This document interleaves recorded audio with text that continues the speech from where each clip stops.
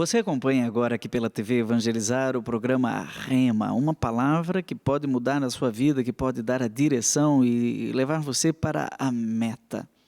Aquele lugar para onde nós todos caminhamos e que é preciso conhecer a direção. E isso é o Rema.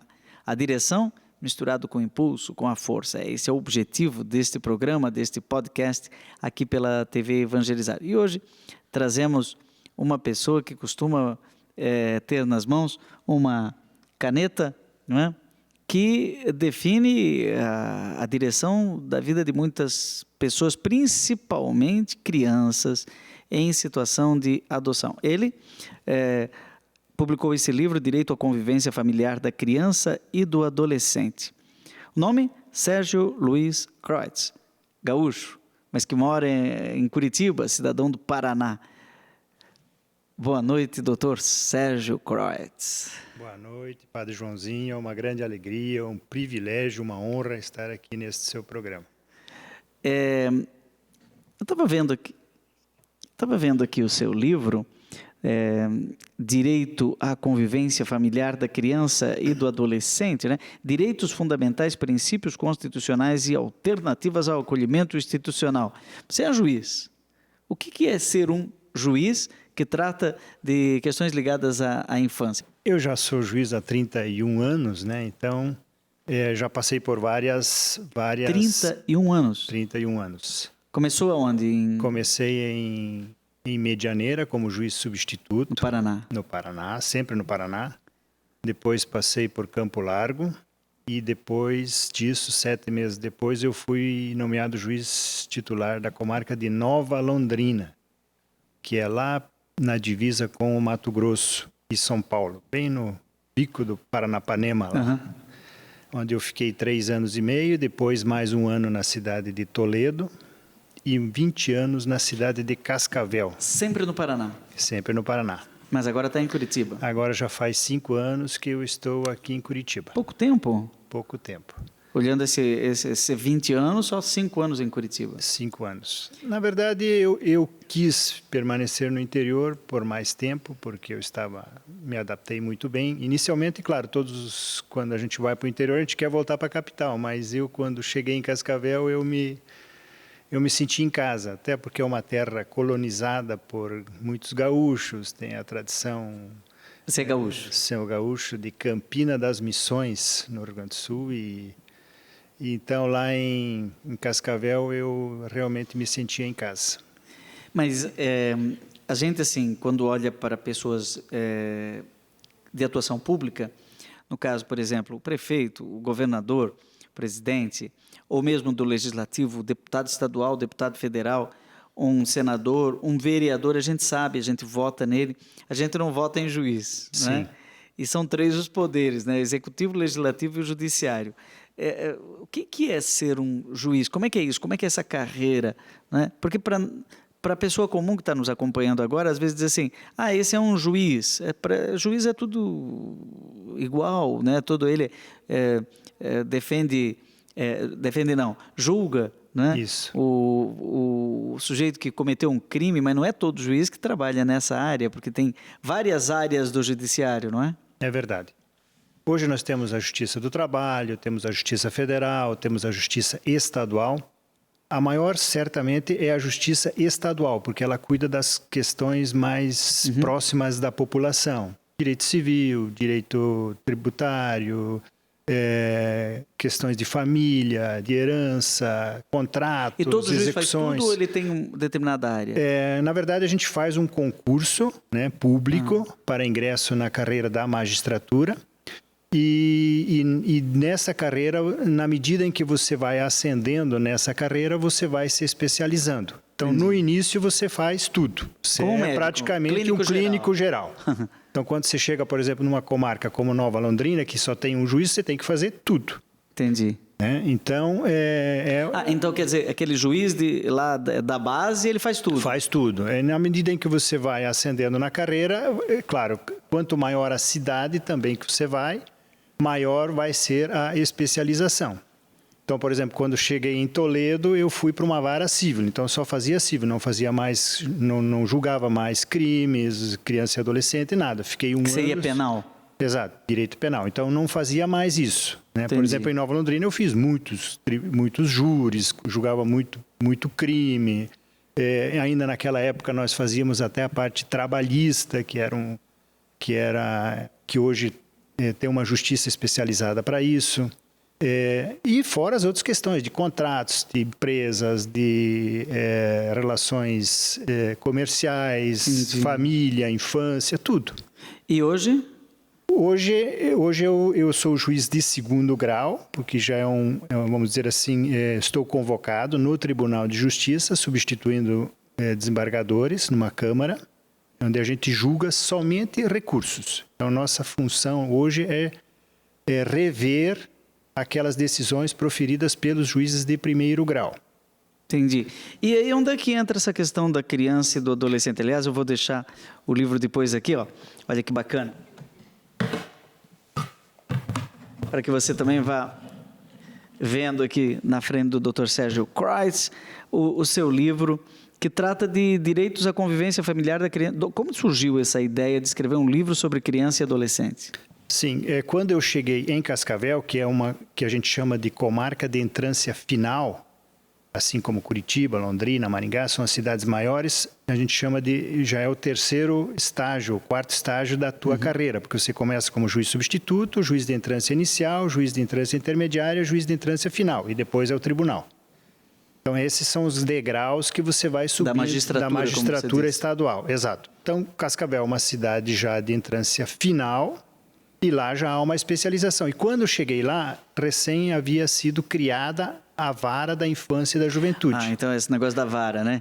Tem uma vara da infância e da juventude. Exato. E o que ela faz? A vara da infância e da juventude cuida das questões relacionadas à criança e ao adolescente. Então, questões de atos infracionais, que é a parte, vamos dizer assim... o menor infrator, por exemplo. O menor infrator, exato. E cuida também da proteção à criança e ao adolescente. E essa proteção envolve muitas coisas. Saúde, educação, assistência... Adoção também. Adoção, convivência familiar. E nisso entra a convivência familiar. E foi assim... com a experiência, com o dia a dia, enfim, estudando também essa matéria, que eu comecei a me interessar em estudar essa questão do direito que toda criança tem de viver e crescer numa família.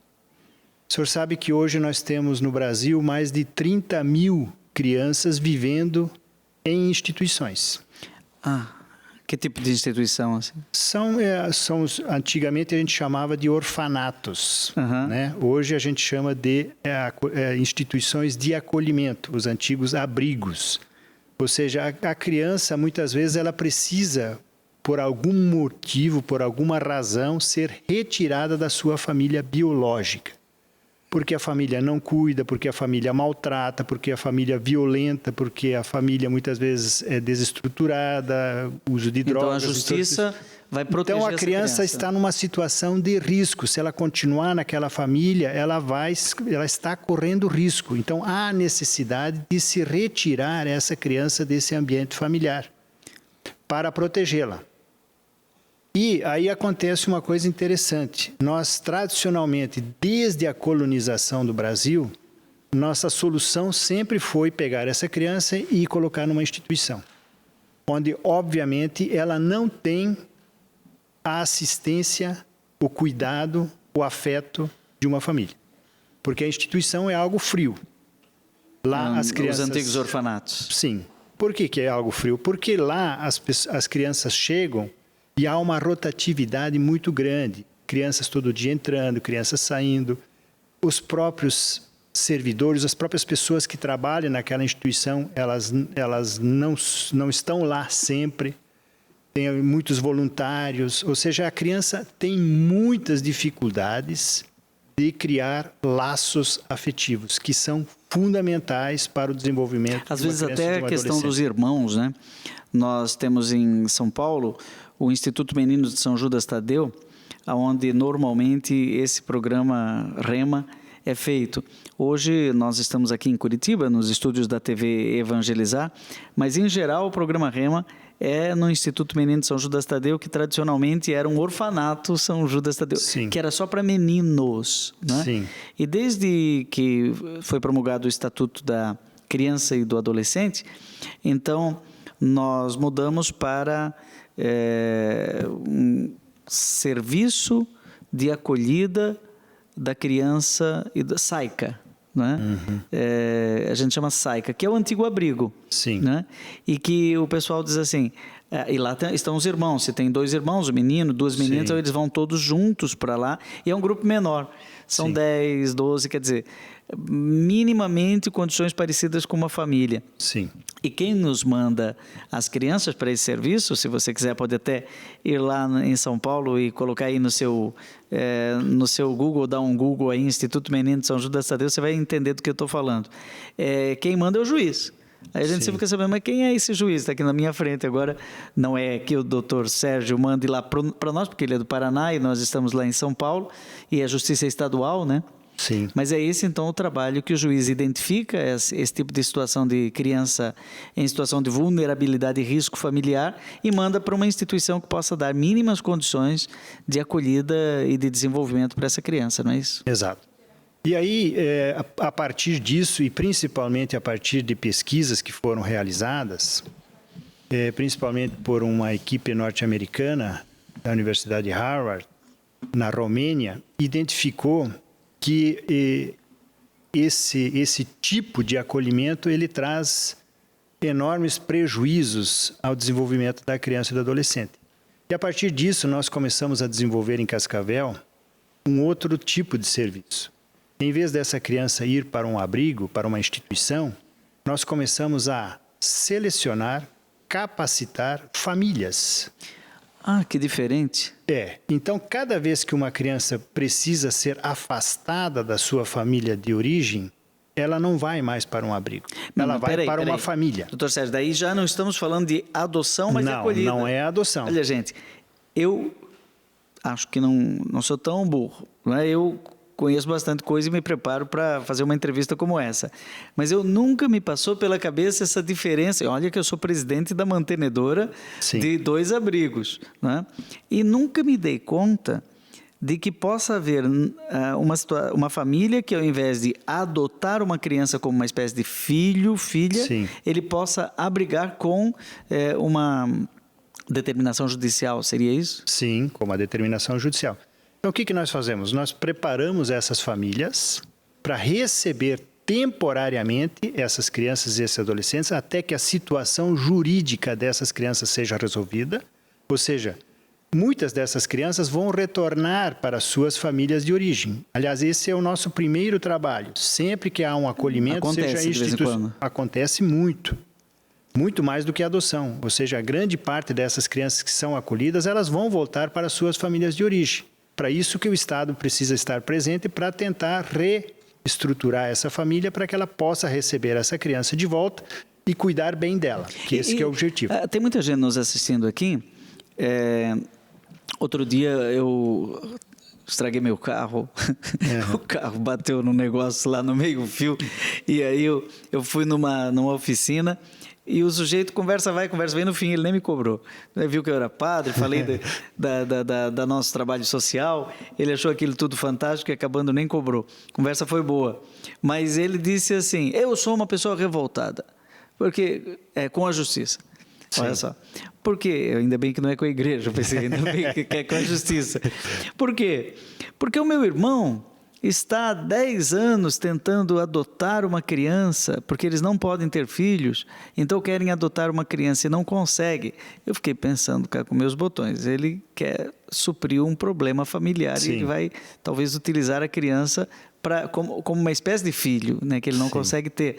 Isso é muito legítimo e há muitas crianças há muitas famílias que têm crianças adotadas e isso é maravilhoso, né? Mas ele estava revoltado pelo tempo, né, dizendo é muito demorado e ele estava 10 anos já tentando e não conseguia. Agora, uma família como essa pode se candidatar a ser uma família acolhedora? Isso existe no Brasil todo ou era só específico do Paraná? Esse é um projeto, um programa, na verdade, que já está avançando. É uma política pública que está avançando no Brasil. Hoje, das 30 mil crianças acolhidas, 5% dessas crianças estão em acolhimento familiar. Ao contrário do que acontece, por exemplo, nos países do norte da Europa, da Austrália, enfim, onde 95% das crianças estão em famílias acolhedoras. Depois nós vamos, no segundo bloco, falar mais aí desse livro, porque deve dar umas dicas interessantes. Se alguém está nos acompanhando aqui, vou fazer 2 perguntas e já temos, assim, quase no final do primeiro bloco. Se alguma família que está nos acompanhando quiser se candidatar a ser uma família acolhedora, não sei como é que chama. Família acolhedora. Família acolhedora? Isso. A pessoa está nos acompanhando agora e diz, eu gostei dessa conversa, ganhei o meu dia. Como é que ela faz? Quem que ela procura? A família acolhedora, ela é uma família que não tem intenção de adotar. Esse é um primeiro ponto. Okay. Ela tem uma intenção de prestar um serviço para uma criança, de acolher uma criança por um determinado tempo. Então, para isso, ela vai ser preparada para isso. Entendi. Ela vai passar por um curso, ela vai ser acompanhada pela equipe técnica durante todo o período do acompanhamento. Ela já sabe, desde o início, que essa criança, lá na frente, vai voltar para sua família de origem ou vai ser adotada. Sim, tranquilo. Mas e essa pessoa que ela quer ser família acolhedora. O que ela deve fazer? Isso. Ela deve procurar no seu município a Secretaria de Assistência Social. Se o município já tiver o serviço de acolhimento familiar, ela vai se cadastrar e vai ser chamada para a preparação. Interessantíssimo. Já ganhei o dia só com essa ideia que eu achei fantástica de famílias acolhedoras. Eu vou fazer uma pergunta, mas para responder no próximo bloco. Se uma instituição como a nossa, que tem 2 abrigos, centro de convivência, 8 creches, e trabalhamos com a proteção da criança e do adolescente desde 1930, com o orfanato São Judas Tadeu, como é que nós podemos promover o surgimento de famílias acolhedoras, né? Vinculadas, talvez, intermediando a justiça e a criança, promovendo famílias acolhedoras. Talvez a gente possa abrir mais um abrigo, mas talvez a gente possa integrar dentro da instituição famílias acolhedoras. Fica a dica e a pergunta. Mas o tempo, como é que se diz em latim? Tempus fugit, né? E nós vamos ter que fazer um breve intervalo. Voltamos em 1 minuto.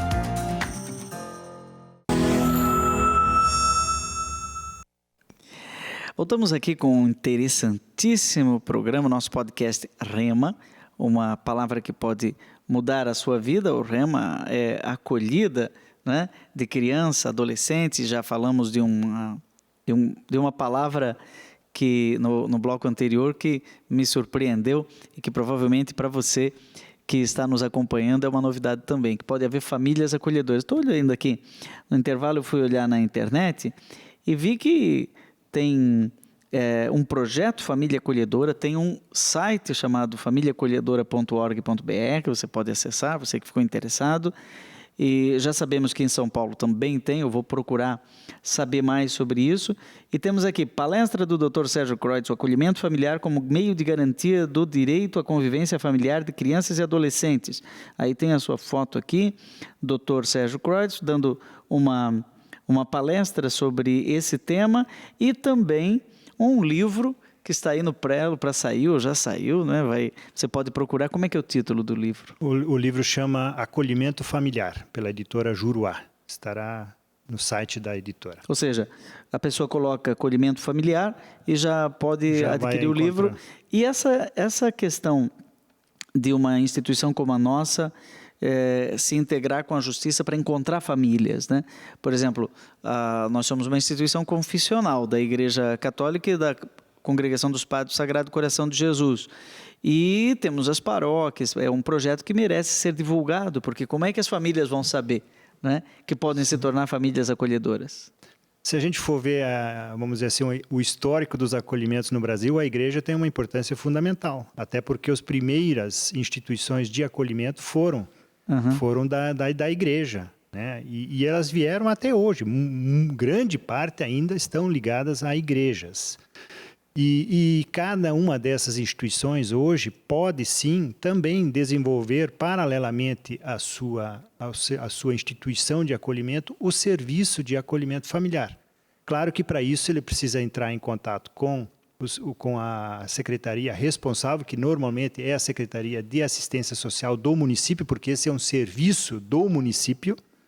Ah, é municipal. É um serviço municipal, claro, ele deve ser apoiado pelo Estado, pela União, inclusive o Estatuto fala isso, mas ele é um serviço propriamente de atendimento à criança, que é um serviço municipalizado. Então, mas isso não impede que entidades privadas, como organizações não governamentais, também possam desenvolver o serviço de acolhimento familiar em substituição ou paralelamente aos serviços de acolhimento institucional, os chamados abrigos. E a família tem algum apoio do poder público? Porque de repente chega lá dois irmãos, né? Uma com 9, outra com 11, duas meninas que estão numa situação de vulnerabilidade e a justiça decretou, né, que ela deve ser acolhida. Sim. Né? Então ela vai ou para um abrigo ou para uma família acolhedora. Aí aquela família acolhedora, pai, mãe e talvez até mais 2 meninos vão acolher essas 2 meninas. Ela tem que ir para a escola, ela tem que comer, ela tem que dormir, tem que ter um quarto. Tudo isso é avaliado? Como que é? Sim, a família é avaliada, mas normalmente quem vai disciplinar isso é a lei municipal que institui o serviço de acolhimento familiar. Normalmente, hoje no Brasil, a regra tem sido a seguinte: cada família que acolhe, ela recebe uma criança de cada vez, a não ser que sejam irmãos, grupos de irmãos. E para cada criança que ela acolhe, ela recebe um auxílio do município ou da instituição no valor de um salário mínimo. R$ 1.000 e poucos. R$ 1.000 e poucos. Esse valor pode ser elevado quando se trata de acolhimentos especiais, como, por exemplo, crianças com deficiência, adolescentes usuários de entorpecentes ou que tenham alguma dificuldade maior. Então, isso quem vai disciplinar o valor e como isso será feito é a lei municipal. Mas a regra no Brasil tem sido nesse sentido. Mas não é um salário, não é um emprego. Até porque a família precisa ter outra atividade econômica, porque a criança pode ficar lá 10 dias, pode ficar um mês, pode ficar 6 meses, pode ficar um ano. Então, ela não sabe quanto tempo essa criança vai permanecer naquela família. E nesse período ela recebe, então, uma bolsa, um auxílio, porque a criança, como o senhor disse, tem despesas. Criança dá despesa, ela vai comer, ela precisa de roupa, ela precisa de deslocamento, ela tem lazer, enfim. Eu teria 1000 dúvidas a esse respeito, que eu não vou colocar aqui, que são dúvidas administrativas, porque eu fico pensando nas nossas crianças dos nossos abrigos, o valor que cada uma custa para a Prefeitura de São Paulo é bem maior do que isso. É bem maior. E eu fico pensando também que aquela família tem filhos, não é? E que estudam, por exemplo, em colégio particular. Sim. E só a mensalidade já dá um salário mínimo, Sim. Não é? E ela não vai colocar a criança que ela está abrigando numa escola pública e o outro filho, que é o filho dela, já num colégio particular. Agora, claro, aquele filho está estudando já na universidade e já está fora, e aí pode acolher uma criança em situação de vulnerabilidade. Muito interessante tudo isso. Então, nós estamos aqui, quem pegou agora o programa pela metade, né, entrevistando o nosso amigo Sérgio Luiz Kreutz, gaúcho, mas com toda a sua vida profissional no Paraná, que começa lá em Medianeira, passa por Cascavel, passa por Toledo e hoje está em Curitiba e especialista em questões ligadas à criança e o adolescente, que publicou esse livro Direito à Convivência Familiar da Criança e do Adolescente, e também agora Acolhimento Familiar, né, pela editora Juruá. Muito bem. Nós podemos agora conhecer um pouquinho a vida do nosso Dr. Sérgio, que antes de ser juiz de direito foi seminarista, né?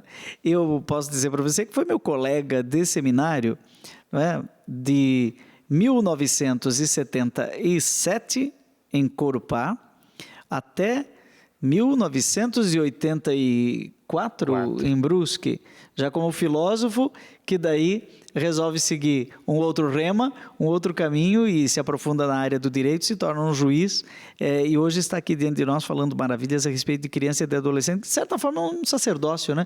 Eu acho que você até veste de vez em quando aquelas roupas de juiz, não tem umas roupas que parecem uma batina? A toga. A toga? Usa. Aí, quando você usa aquela toga? Usa. Nos julgamentos a gente usa a toga. E você nasceu no Rio Grande do Sul? Nasci em Campina das Missões, perto de Santa Rosa, Santo Ângelo, na divisa com a Argentina. Terra da Xuxa? Pertinho, 40 quilômetros. Primo, olhando para você, eu fico assustado que você está cada vez mais parecido com o seu tio, padre Emílio Malman, que foi já falecido, né? Um grande secretário da nossa congregação de muitas gerações. Todos lembram com muito carinho do padre Emílio e do irmão, né? Irmão Cláudio. Do irmão Cláudio Malman. Né? E o que levou então o Sérgio, aquele menino lá, a entrar para o seminário e ter o sonho de ser padre? E hoje é juiz, mas na época você teve um sonho de ser padre. Sem dúvida. Na época a gente ia para o seminário muito cedo, né? Eu saí de casa com 11 anos. Fui para o seminário na 5ª série do ensino fundamental, na época era 1º grau, né? Seminário de Criciúmal, com 11 anos de idade. Claro, influenciado muito pelos meus tios, né? Que já estavam na congregação dos Padres do Sagrado Coração de Jesus. E também pela minha família, que sempre foi uma família muito religiosa, né? Minha mãe, meu pai... Enfim, e toda a comunidade. Então, era natural que as pessoas que não queriam ficar na roça, como nós trabalhávamos na lavoura, fossem para o seminário. E eu odiava essa situação de levantar cedo e muitas vezes ir para a roça e trabalhar duro. Falei, não, eu vou buscar outro caminho. Aí surgiu a oportunidade de vir para o seminário. Vamos sair da roça. Vamos embora. E nunca mais voltei, graças a Deus. Junto com você foram outros. Eu lembro, por exemplo, do Álvaro Pérez. Era da região? Sim, o Álvaro era meu vizinho. Ele era um pouco mais velho, mas ele foi um ano depois, porque ele foi direto para Corupá, na 6ª série. Eu lembro disso. Mas meus primos já estavam no seminário. Eu tive 3 primos que já estavam no seminário, em Criciúmal. Era o Gelásio Malman. O Gelásio Malman. O Gilberto Malman, que não chegou, acho que aí até Corupá, e o José Martinho Cotts. Todos eram meus primos, eles já tinham ido. Quando a gente fala de Corupá, vocês ouvem a gente falar muito de Corupá. Aqui tivemos há um tempo atrás uma entrevista com o padre Ari Ertal, que é o diretor da ESIC em Curitiba. Exato. Ele fala de Corupá, e todos nós falamos de Corupá. Corupá é uma cidadezinha muito pequena, ali do lado de Jaraguá do Sul, mas que para nós é deste tamanho. Sim. Porque nós estivemos 3 anos lá naquele lugar que realmente, para nós, foi o espaço da formação integral, não é? Corupá. Sem dúvida. Foi um momento assim... Não só Corupá, mas Corupá marcou muito porque foi assim uma época que a gente estava se descobrindo ainda, né?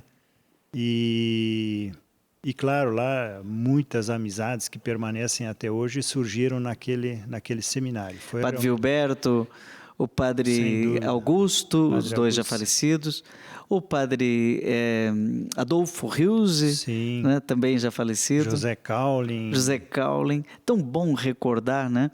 E você era de que time? Era do 1º, 2º, 3º? Não, eu sempre era do 3º. Eu me achava um injustiçado. Porque eu achava que a gente sempre acha que joga mais do que realmente joga. Mas, de qualquer forma, eu sempre era do terceiro time lá, que jogava no campo 2. Eu jogava contra o 4º, E teve uma vez que criaram o 5º, aí eu fui pro 5º. Eu sempre fui do último. Aí quando chegava a hora do instrumento musical, aí sim eu me destacava nas aulas, mas no futebol... É verdade. E meu pai era ótimo jogador, meu pai era goleiro, né? E eu nem tentei no goleiro, porque desse tamanho, 1,62 m, como é que eu vou ser goleiro? Né? E você depois vem para Curitiba, não é? Vim para Curitiba, onde fizemos, na época, o 2º grau, né? Hoje é ensino médio, ali na Vila Auer, onde hoje é a ESIC. Depois fomos para o noviciado, fizemos um ano de noviciado em Jaraguá do Sul. E depois eu permaneci por meio ano na filosofia em Brusque. E daí na metade... hoje Faculdade de São Luís. Exato. Então, na metade do ano, eu eu decidi sair e voltar para Curitiba para estudar direito. Eu nunca imaginava entrevistar quando eu era criança e adolescente, né? E crescemos juntos no seminário, vamos depois no outro bloco falar mais sobre essas memórias, porque se a gente ficasse falando das memórias aqui, ia falar 3 ou 4 programas Rema, mas quando eu estava em Curitiba, junto com o então Sérgio Kreutz, nós éramos da mesma turma, né?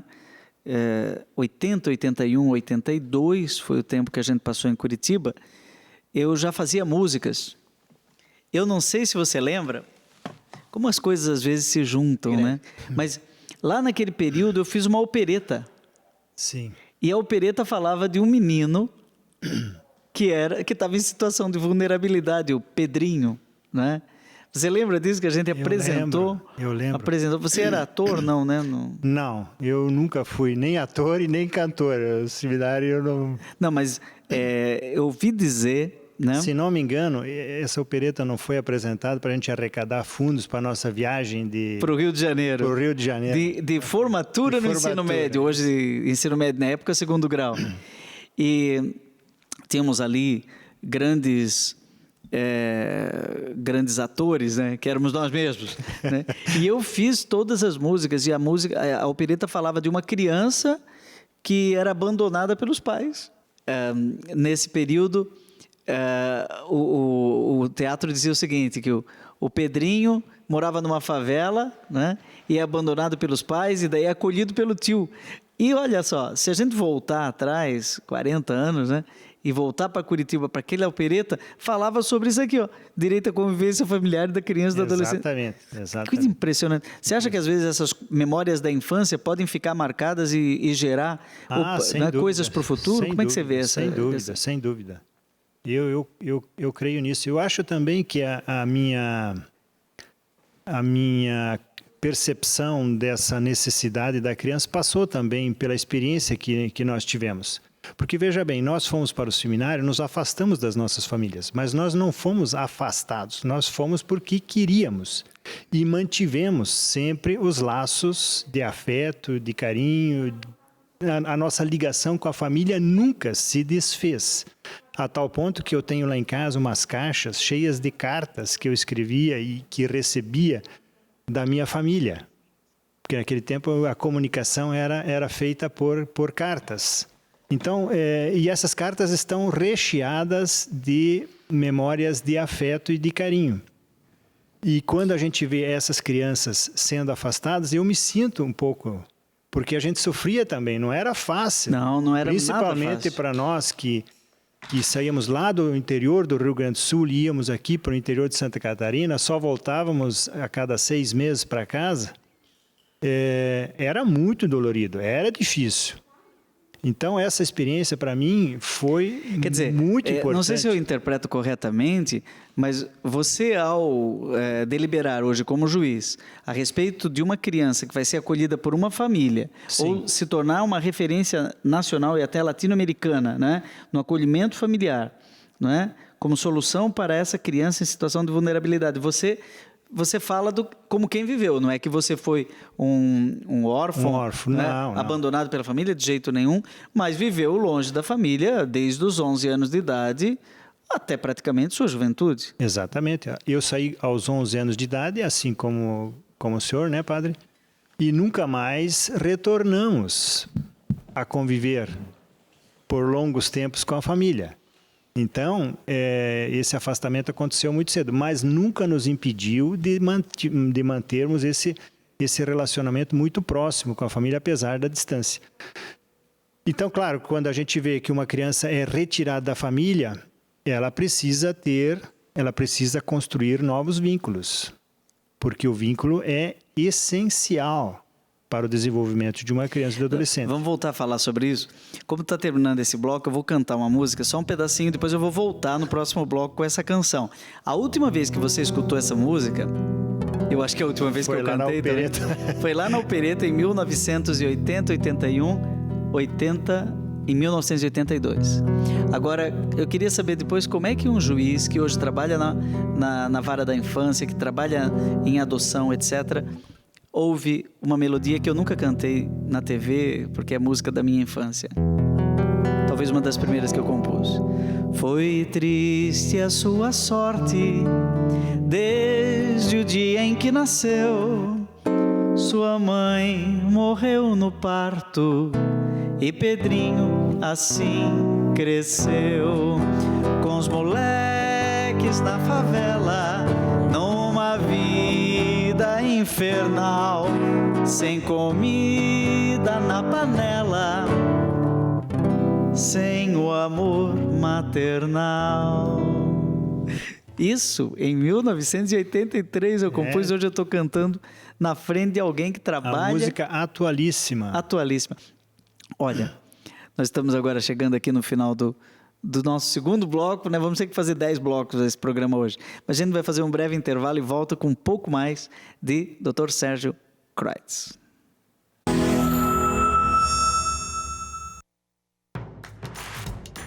Não perca mais nenhum vídeo da TV Evangelizar. Inscreva-se agora.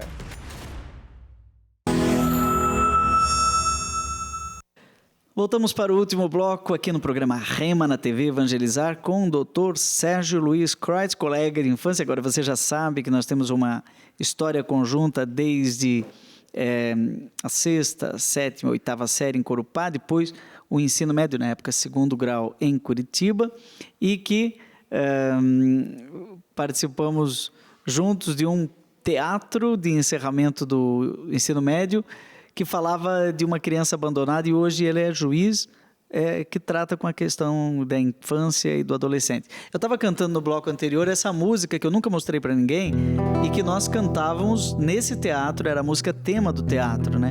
Era uma opereta que contava a história de um menino abandonado, né? A mãe morreu, né? E ele ficou só com o pai.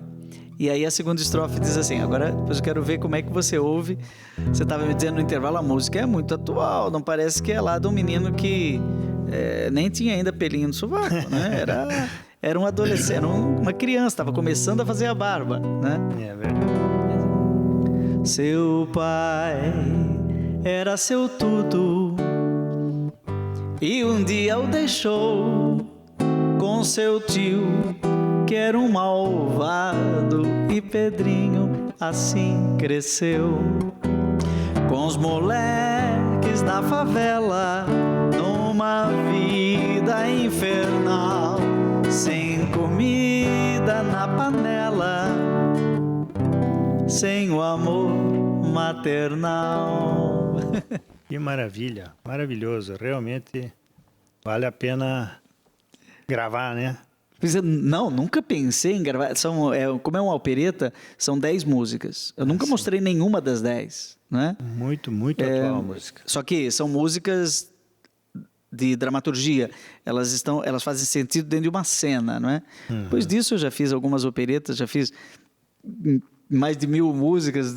Tenho acho que 20 CDs gravados, LPs, maravilha, plataformas e não sei o que. O pessoal me conhece, mas essa música que eu estou cantando hoje fazia 40 anos. 40 anos. É porque vai ser 1983, sim. 2023, 40 anos, Sérgio. O tempo passa rapidinho. E como é que você vê isso? Esse menino, Pedrinho, a mãe morre, o pai o abandona, deixa lá com o tio, na casa do lado, cuida aí do meu filho. O tio era um aproveitador de menores, e aí a justiça olha para essa coisa. Qual é o processo? Como é que seria hoje? Porque no meu teatro não entrava a justiça. A história é toda outra, não vou contar a peça de teatro aqui para vocês, mas o que hoje, como é que você colocaria o juiz dentro dessa situação para salvar esse menino Pedrinho? Sim, normalmente isso é o que acontece diariamente, né, nos nossos fóruns, nas nossas varas de infância. Ou seja, crianças que muitas vezes a família se desestruturou por alguma razão, e a criança muitas vezes é jogada de um lado para o outro, para o avô, para a avó, para o tio, e muitas vezes essas pessoas não estão interessadas em assistir de forma adequada a essa criança. Então, e quando essa criança se encontra, então, numa situação de risco dentro daquela estrutura, nós a acolhemos. E esse acolhimento, muitas vezes, ele acaba produzindo um efeito colateral, que é o rompimento dos vínculos com a família de origem. Então, a obrigação do Estado, e aqui eu falo como juiz, e não só do Estado, mas também da sociedade, é assegurar que essa criança, o mais rápido possível, tenha restituído esse direito de viver e crescer dentro de uma família. Porque o abrigo não é lugar para criança e adolescente. Então, é a nossa obrigação, primeiro, observar, verificar, estudar se aquela família natural ou extensa, nós consideramos os avós, os tios, se ela realmente tem condições de acolher e assistir essa criança.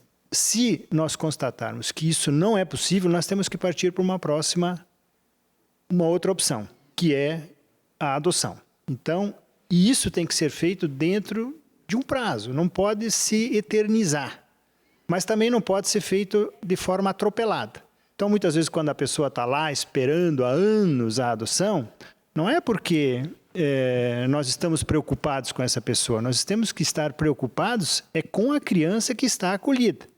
A adoção, muitas vezes, foi vista no interesse dos adultos. Até, por favor, se você tem uma criança adotada, não me leve a mal, não é?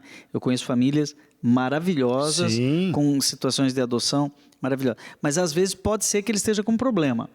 E ele quer resolver o problema de não ter filhos. sim, né? muitas vezes. E pode usar uma criança para resolver o problema dele. E, aos poucos, ele vai percebendo que aquela criança não é filho. É uma criança em situação de vulnerabilidade. Me parece assim muito nobre. Alguém que, eu tenho lá nos nossos abrigos, crianças de 10, 15, mas também de 16 anos. Sim. Né? E que sonham em estar numa família. Todos né? sonham. A gente deixa a criança com 17 anos, chegando no 18 com emprego. Né? Sim. Mas aí ele tem que buscar a vida. Sim, né? é uma situação terrível. Aqui no Paraná, eu sou coordenador até hoje de um aplicativo que é Isso que eu justamente ia perguntar. para esses adolescentes que não encontraram pretendentes. E nós fizemos através desse Tem aplicativo. no celular? Tem no celular. Como que é o nome? A.dot. A.dot. Eu vou agora em tempo real. Aqui vou tirar o livro agora aqui, só para você ver. Né? Esse aplicativo foi desenvolvido para pretendentes à adoção. Então, qualquer pessoa pode baixar, mas ela não vai ter acesso às crianças e os adolescentes. A.dot. É. E dá para baixar aqui? Dá para baixar. O problema é que ele foi desenvolvido para pretendentes, ou seja, aqueles que já estão habilitados para a adoção. Então eu achei aqui, ó, obter A.dot. Tem um outro que é adoção. É esse daqui que tem um sorrisinho? Esse aí. E eu posso... E é o primeiro aplicativo do Brasil que trata, que coloca essas crianças visíveis para aqueles que estão preparados para a adoção. Então, nós fizemos adoções, por exemplo, de adolescentes de 17 anos, de 16 anos, de grupos de irmãos que descobriram os seus pais através dessa ferramenta digital. Então, eu vou mostrar aqui, ó. Gente, está mostrando lá, olha lá, ó. Em tempo real, eu vou abrir, não é? O A.dot é isso aqui, ó. Maravilhoso. Quem que criou isso? Eu fiquei 4 anos na Corregedoria do Tribunal de Justiça. Nós criamos um grupo, junto com o Grupo de Apoio à Adoção de Curitiba e mais uma empresa chamada BlaBlu, e nós juntos desenvolvemos esse aplicativo. Esse programa maravilhoso. Olha aqui, brasileiro, né? Já sou cadastrado? Não. Pretendente à adoção? Não dá. Eu, como padre, não dá. Membro do judiciário? Não. Né? Então, grupo de apoio. Aonde que eu me coloco aqui? Eu posso? Não, o senhor não vai ter posso. acesso, porque essas fotos, vídeos e informações das crianças, ele é destinado àqueles que realmente estão habilitados para adoção. Ah, entendi. Mas, por exemplo, se nós, como instituição, quisermos... Aí eu tenho que entrar em contato com alguém. Sim, aí vai entrar em contato conosco e nós vamos liberar o acesso. Ah. Porque ele não foi feito para curiosos, ele foi feito para pessoas que realmente têm interesse. Como é que entra em contato? Tem algum telefone, alguma coisa assim? Se tiver que entrar em contato. Uma família que está nos tudo acompanhando... tem o site, tem o aplicativo, tem o e-mail aí, o contato aí, e no Adote? no próprio aplicativo, ou então pelo site. Pelo próprio aplicativo. Temos um site também. Aqui, Adote. A pessoa entrou, aí ele tem como entrar em contato, daí vocês vão analisar. Aí nós vamos analisar se a pessoa tem ou não acesso a... É o blog, onde que ele entra para saber o e-mail aqui? Vamos ver, grupo de blog. Ou no Instagram... Ou no Instagram. No Instagram, tem no site aqui também? Tem no site. Eu fiquei interessado nisso, gente. Eu estou vendo que... Você sabe quantas pessoas estão nos assistindo agora pela rede aberta da TV Evangelizar? 500 mil. Então. E no Brasil inteiro. Como que é o site? Adote? www. Acho que é Adote. Acho que só digitando a.dot já vai... a.dot. É a.dot. Porque isso nós vamos... a Adote Paraná. Tá aqui, ó. adote.org.br. Isso. Tá aqui, aparece já o rostinho.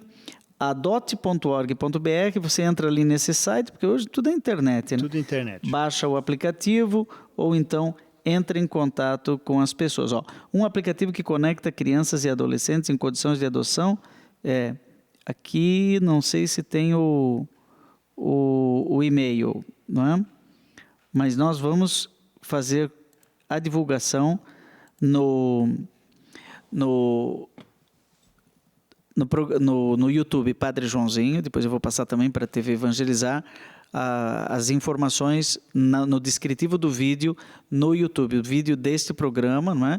Que vai continuar sendo assistido, não é? Sim. Nós vamos prestar esse serviço para famílias que queiram se integrar nesse programa Adote. Que interessante. Isso aqui é para as famílias que estão ligadas. Só lembrando que as pessoas que para terem acesso, o que a gente coloca ali? A gente coloca vídeos dessas crianças, fotos, esses vídeos são bem feitos, são editados, para que a pessoa possa ver, porque hoje o sistema de busca que nós temos hoje é um nome e um número. Ninguém vai se apaixonar por um nome ou por um número. Com certeza. Então, pelo que eu estou entendendo, uma pessoa procurou... A pessoa, em primeiro lugar, ela tem que se habilitar para a adoção. Ela tem que passar por aquele processo. Ver se ela realmente tem esse perfil, se ela quer mesmo adotar. Porque a adoção, ela tem que ser tem que ser preparada, não é um aventureiro curioso. Exatamente. Então, uma vez ela preparada, ela vai ter acesso a fotos, vídeos de crianças que estão em condições de serem adotados imediatamente. Ou seja, são aquelas crianças e adolescentes que não encontraram seus pretendentes, seus pais, pelas vias tradicionais. Quais são as vias tradicionais hoje? Cada comarca tem o seu cadastro. Entendi. Nós temos hoje um cadastro nacional. Então, não foi possível encontrar o pai dessa criança por essa via, então nós vamos colocá-la nesse dispositivo para quê? Para que as pessoas, vendo as fotos, os vídeos, vendo aquela criança, de repente desperte nela o interesse em adotar. E você me disse que tem também um Instagram desse Adote? Tem também. A.dot, né? Olha, gente, só isso já valeu todo o tempo que nós estamos aqui conversando. Aqui tá, ó. Adote, né? Exato. Eu vou seguir o Adote. Adote no Instagram Corregedoria Geral da Justiça e Conselho de Supervisão do Juízo da Infância e da Juventude, Grupo de Apoio, Praça Nossa Senhora da Salete. Nossa Senhora da Salete é aquela que chora, né? Exato. Aquela que chora. É a praça aqui do Centro Cívico, aqui em Curitiba. Que interessante.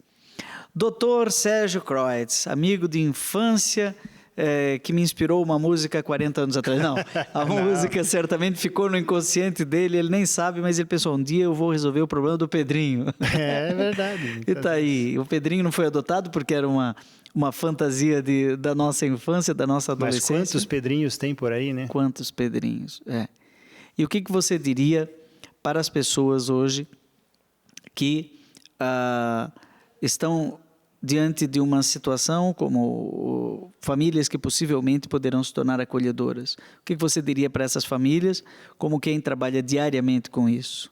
Veja, a responsabilidade pela infância, pelo nosso futuro é de todos nós, né? Nós não podemos pensar que o Estado tem condições de resolver todos os problemas. Nós, como sociedade, também temos essa missão. Então, na medida em que uma família que muitas vezes já tem os seus filhos que já cresceram, porque o perfil da família acolhedora Normalmente são famílias cujos filhos já cresceram, às vezes a mãe está aposentada, o pai está aposentado, eles têm tempo, né? E eles querem ter alguma coisa para fazer. Uma obra, talvez... E fazer o bem para alguém. E todos os depoimentos das famílias acolhedoras que a gente tem é no sentido de que esta criança fez mais bem a mim do que eu a ela. Que maravilha. Ou seja, esse papel nosso como sociedade é de transformar a vida de uma criança e dar a ela um novo destino. Nós temos exemplos de adolescentes que foram para essas famílias acolhedoras, cresceram nessas famílias acolhedoras porque não encontraram pretendentes à sua adoção e construíram a sua casa no lote da família acolhedora. Ou seja, tornaram-se realmente filhos dessas famílias acolhedoras. Que vínculo. Criar um vínculo, e isso é fundamental. Ou seja, todo mundo tem o desejo de ter uma família, seja criança, adolescente e adulto também. Gente, foi maravilhoso estar aqui, nos encontrarmos depois de tantos anos, não é? Cada um na sua posição, o padre, presidente de uma obra filantrópica fantástica, o juiz, não é? Dando informações técnicas absolutamente precisas e interessantes. Padre Reginaldo Manzotti, muito obrigado por esse espaço aqui na TV Evangelizar. Agradeço ao Dr. Sérgio e ao amigo Sérgio Kreutz. E dizer para você que o Padre Reginaldo já está lá, pronto para iniciar a sua experiência de Deus, e você vai continuar aqui conosco na TV Evangelizar. E toda quinta-feira acompanhe conosco o programa Rema, aqui pela TV Evangelizar ou também no canal Padre Joãozinho no YouTube. Nós vamos nos encontrar sempre aqui juntos, não é? Buscando uma palavra que pode mudar a sua vida. Rema. Um abraço e até lá.